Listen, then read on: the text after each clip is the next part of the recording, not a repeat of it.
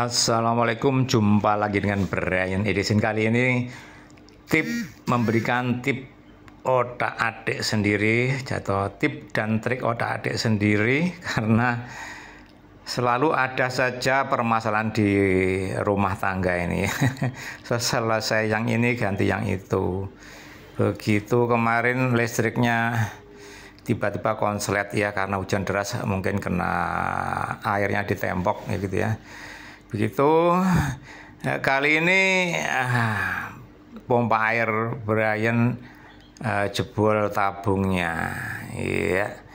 Begitu sudah umur 10 tahun lebih dan akhirnya diganti dengan yang baru, agar supaya kalau mengganti berikutnya nanti mudah dan servis mudah.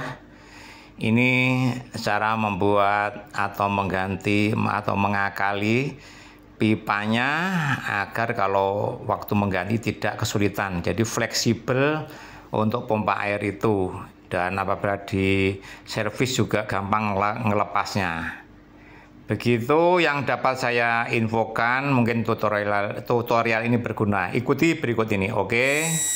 Alhamdulillah akhirnya selesai dengan teknik ini, maka kalau pergantian gampang, tidak kehabisan pipa ya. Oke, ini trik Brian untuk supaya gampang kalau ada suatu kerusakan di pompa air, nyopotnya gampang.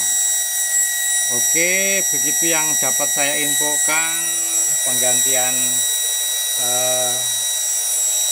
ini namanya pompa air yang sudah 10 tahun lebih ya, daripada di servis paling tidak kuat sehingga harus ganti baru. Begitu infonya, terima kasih.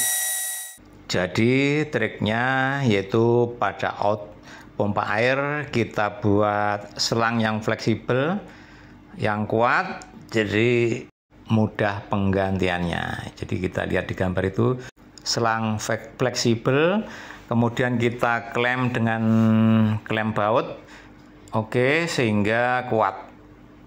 Setelah berhasil menghisap air, kita tunggu sampai tidak ada yang bocor.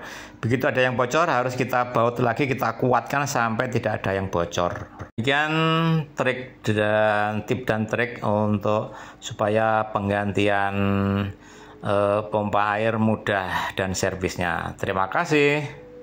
Sampai jumpa di edisi berikutnya. Bye bye. Assalamualaikum warahmatullahi wabarakatuh.